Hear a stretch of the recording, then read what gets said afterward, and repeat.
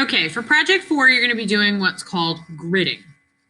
You're going to be taking a very complex picture, breaking it down into little squares, and then enlarging those squares on a larger piece of paper, which also has squares. It says, gridding is a drawing process of taking a very small, complex image and blowing it up. The idea is that it's difficult to enlarge the entire complex picture as a whole, but doing small bits at a time makes it more accurate and attainable. Okay, here are a few examples of where this is going. We've got a small picture, we've got a little grid laid over it, then you take it to a larger piece of paper where you add the grid and then transfer what's in one box at a time all the way through until you get the entire thing finished, okay? The objective for you guys is to choose from the gridded images included in your supply bag. These are examples of those 3 images. You're going to take one of those 3 images, choose one, and then using the viewfinder, find an interesting portion of that original image to enlarge. So you'll take the viewfinder, it's kind of like a little picture frame, and you'll kind of go around on the entire picture until you find an interesting section. And I don't care if it's laying crooked, like this, like that, whatever. Find an interesting section to enlarge. The grid the image and then enlarge it on a piece of 12 by 18 white paper. I included these pictures for you so you guys could see them in color. So it wouldn't be like, what am I looking at? It gives it a little bit, you know, this one especially is very difficult to see in black and white. So I thought including the color version would help you with the shading. All right, the vocabulary for this project. Grid is a network of horizontal and perpendicular lines uniformly spaced used for enlarging a complex picture. Enlarge is to make larger. Transfer is to move from one place to another. Shading is coloring with your pencil to make something look more realistic and 3-dimensional with values. Value are degrees of lightness or darkness of color. You'll probably remember from Art 1 creating a value scale where you color with your pencil a little bit heavier, a little bit heavier, a little bit heavier at a time to make each one of the little boxes on your little piece of paper darker. It just kind of shows you how many pencil grays you can get using different types of pressure on your pencil.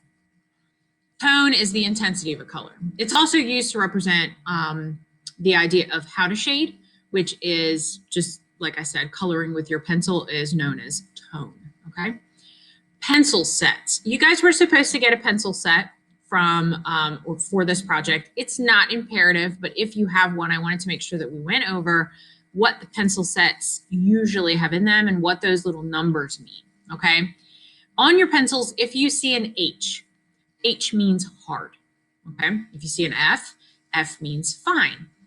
B means bold, and HB is a number 2 pencil. So you'll notice on a regular pencil, I'm not really sure if you can see it, right there, it says HB2.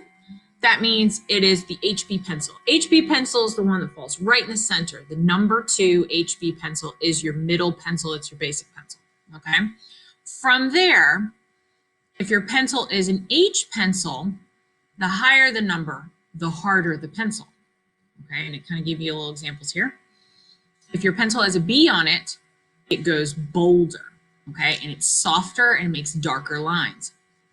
So the higher the number on a B pencil, the bolder that pencil will be, okay? Use H pencils for very fine details and light work, okay? For more shaded areas and darker values, you would use a B pencil, okay? Your supplies for this project, your grid subject, which I've included in your supply bag, a 12 by 18 piece of white paper, which happens to have a yellow dot on it, your pencil set that you were supposed to have gotten, a ruler, a viewfinder, which in your packet is a little card with a square drawn on it, and you're going to need a piece of tape or a few pieces of tape. Step-by-step instructions for this, there is a video here, okay? Number 1 says, choose an image for your grid project from the 3 included in your supply bag. Number 2 says, using the 3x5 card with the rectangle drawn on it, cut out the center rectangle to make it like a small picture frame. This is going to be your viewfinder, okay? Number 3, place the viewfinder over the subject photo, included until you are happy with what is in view.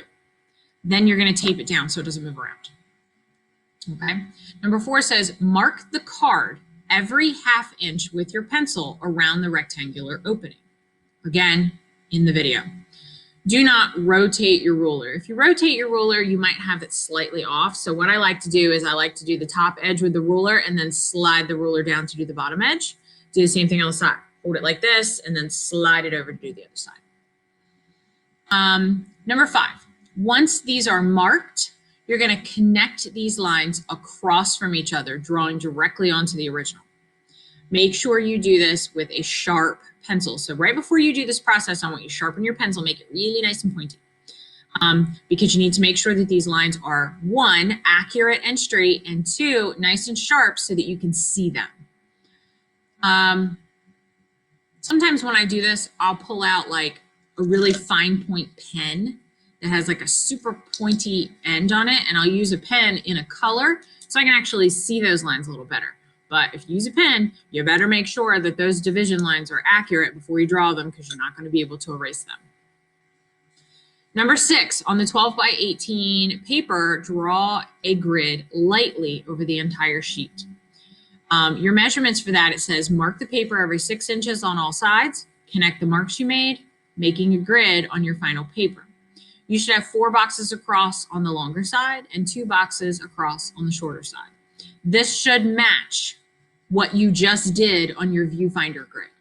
If you do not have the same number of boxes on your viewfinder grid that you do on your large piece of paper, something's wrong. Number 7, transfer 1 box at a time until the entire image is drawn. So you're transferring just the drawing portion of this. So like the lines, the bones, show me where everything is. Then you'll erase all your grid lines and then go back and shade the entire picture. Final step is complete a critique sheet.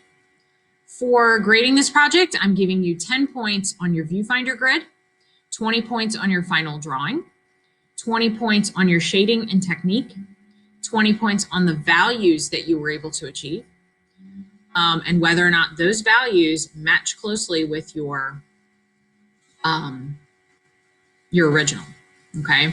And when we talk about values matching, the best way that you can do this is you can put them side by side. Put your original here, put your drawing here, squint your eyes at it, and if they look to be about the same tone or color, then they're correct. If one of them clearly looks lighter than the other one, then you need to fix it. Craftsmanship is 10 points, creativity 10 points, and your critique at the end is 10 points. For submitting your work, you're going to put your name on the viewfinder card. You're going to take a clear photo of it up close so that I can see the grid in the center, so that I can kind of look at that as I grade your project. I need to see the subject you're drawing. Number 2, photograph your drawing with your name on the front. Number 3, fill out a critique sheet, whichever way you wish to do it, photograph it if you need to. Then upload all 3 of these photos or files to Project 4 in Google Classroom.